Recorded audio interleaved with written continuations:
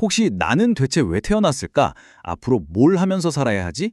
이런 질문들 앞에서 좀 막막했던 적 없으신가요? 사실 우리 주변을 보면 물질적으로는 모든 게 정말 풍족해졌는데 이상하게도 마음 한구석이 텅 빈 것 같은 그런 상실감을 느끼는 젊은 세대가 점점 늘고 있거든요. 오늘 이 시간에는요, 바로 그 길 잃은 세대를 위해서 우리가 어떻게 삶의 목적을 다시 찾을 수 있을지 완전히 새로운 생각의 틀을 한번 제시해 보려고 합니다. 이 질문 아마 많은 분들이 마음속으로 한 번쯤은 해보셨을 거예요. 분명히 세상은 이렇게나 발전했는데 왜 우리는 방향도 없고 희망도 없다고 느끼는 걸까요? 만약에 이거 완전 내 얘긴데 싶으시다면 오늘 그 이유를 저랑 같이 한번 찾아볼 수 있을 겁니다. 우리가 이렇게 길을 잃은 것 같은 느낌, 이건 절대 여러분 개인의 실패가 아니에요. 세상이 우리가 따라잡을 수 없을 만큼 너무 빨리 변해버려서 이전 세대가 우리 손에 쥐어준 그 지도로는 더 이상 길을 찾을 수가 없게 된 거죠. 어쩌면 우리는요, 우리 삶의 이유를 그 누구의 도움도 없이 스스로 찾아야만 하는 역사상 첫 번째 세대일지도 모릅니다. 바로 이런 근본적인 질문들 앞에 우리가 딱 서 있는 거죠. 나는 왜 태어났는가? 내 인생에서 대체 뭘 해야 하는가? 예전 세대는 그냥 열심히 일하면 돼라는 그래도 비교적 명확한 답이 있었어요. 하지만 그 답은 더 이상 지금 우리 시대에 이 복잡한 문제들에는 통하지가 않죠. 바로 그래서 많은 젊은이들이 희망을 잃고 헤매고 있는 겁니다. 자, 그럼 한번 생각해 볼까요? 우리가 그동안 의지해왔던 그런 전통적인 지혜는 왜 더 이상 작동하지 않는 걸까요? 부모님이나 학교 선생님의 가르침, 심지어 역사 속 위인들의 이야기까지도요. 한때는 우리 길을 밝혀주는 등대 같던 것들이 이제는 충분한 안내자가 되어주지 못하고 있는 거죠. 물론 과거의 지식이 아예 쓸모없다는 얘기는 절대 아니에요. 하지만 그것에만 매달리는 건 마치 다해진 낡은 지도를 들고 완전히 새로운 도시를 탐험하려는 것과 똑같아요. 과거의 위인들을 그저 따라하기만 해서는 오늘날 우리가 마주한 이 복잡하고 새로운 문제들을 해결할 수가 없잖아요. 당연히 한계가 있을 수밖에 없는 거죠. 바로 이 문장이 핵심을 꿰뚫는 말 같아요. 과거의 가르침은 참고 자료일 뿐 목적지가 아니다. 우리가 이 낡은 지도에만 계속 의존하니까 사회는 앞으로 나아가지 못하고 정체된 것처럼 느껴지는 거고요. 우리 개개인은 학교에서 배운 것과 실제 현실 사이의 그 깊은 괴리감 속에서 방황하게 되는 겁니다.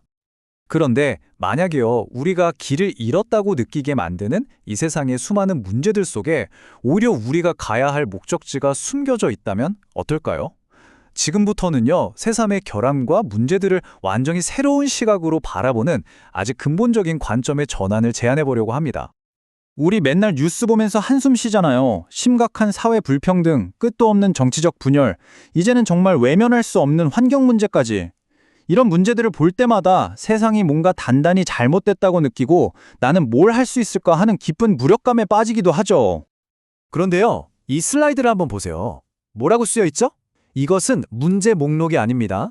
바로 당신의 할 일 목록입니다. 와, 정말 충격적이지 않나요? 우리가 불평하고 절망했던 바로 그 사회의 문제점들이 사실은 우리에게 네가 할 일이 바로 이거야 라고 알려주는 첫 번째 신호라는 겁니다. 만약 여러분의 눈에 이 사회에 무엇이 잘못되었는지 뚜렷하게 보인다면 그건 절대 우연이 아니에요. 그건 바로 여러분이 그 문제를 해결할 수 있는 열쇠, 즉 자격을 갖추고 있다는 강력한 신호입니다. 문제를 인식했다는 것 자체가 이미 해결을 향한 문을 활짝 연 셈이죠. 자, 좋습니다. 내가 해결해야 할 문제를 찾았다면 그 다음 단계는 뭘까요? 바로 영향력을 만드는 겁니다. 지금부터 리더십에 대한 아주 새로운 모델, 그러니까 사회의 에너지를 모으고 또 그 에너지의 방향을 제대로 제시하는 소셜 MC라는 개념을 소개해 드릴게요. 새로운 시대의 리더는요, 무슨 높은 직책을 가진 사람이 아니에요. 오히려 뛰어난 콘텐츠로 수많은 좋아요와 구독을 받는 유튜버 혹은 사람들의 깊은 공감을 얻어서 캠페인을 성공시키는 사회활동가에 훨씬 가깝죠. 이 사람들은 대중의 신뢰와 지지, 다시 말해 박수를 얻어서 그 에너지를 다시 사회를 위해 재투자하는 그런 사람들입니다. 이게 바로 영향력의 선순환 구조예요. 첫째, 여러분의 재능으로 사회에 무언가를 수행합니다. 그러면 사람들의 지지, 즉 박수를 획득하게 되죠. 이 긍정적인 에너지는 여러분을 더 크게 성장시키고요. 결국 여러분은 그 힘으로 더 중요하고 큰 문제에 도전하면서 사회에 환원하게 되는 겁니다. 이건 일방적인 게 아니라 사회와 내가 함께 성장하는 아주 역동적인 과정인 셈이죠. 이 슬라이드의 문장이 모든 걸 말해주는 것 같아요. 박수갈채는 사회로부터 빌린 에너지다. 반드시 의미 있는 일로 갚아야 한다. 그러니까 대중의 지지는 그냥 내가 갖고 즐기라고 주는 상이 아니라 더 나은 공동체를 위해서 사용해야 할 아주 소중한 자본이라는 뜻입니다. 이 책임감을 잊지 않을 때 비로소 진정한 리더십이 발휘되는 거겠죠. 자, 그럼 이제 이 모든 걸 종합해 볼 때 지금 이 시대에 오직 나만이 할 수 있는 가장 가치 있는 기여는 과연 무엇일까요? 그리고 우리는 그걸 어떻게 찾을 수 있을까요? 사회가 우리에게 기대하는 역할은 시대에 따라 계속 변해왔어요. 옛날에는요, 그냥 우리 동네 길거리만 깨끗하게 쓸어도 저 사람 정말 훌륭한 시민이야 이랬단 말이죠. 하지만 지금은 정부나 대기업 같은 거대한 조직들이 미처 신경 쓰지 못하는 그런 사각지대에 진짜 기회가 있습니다. 예를 들면 소외된 커뮤니티를 위한 교육 프로그램을 만든다거나 기존 시스템이 포기한 환경 문제를 혁신적인 기술로 풀어내는 것처럼요. 바로 여기에 여러분의 진짜 임무가 숨어 있는 겁니다. 정부도 못하고 기업은 수익성이 없어서 외면하지만 우리 사회에는 정말 반드시 필요한 일, 그 결정적인 필요를 찾아내서 해결하는 것. 그것이 바로 여러분이 만들어갈 위대한 변화의 시작입니다. 오늘 이 시간 마지막으로 이 질문을 여러분께 던지면서 마무리하고 싶습니다.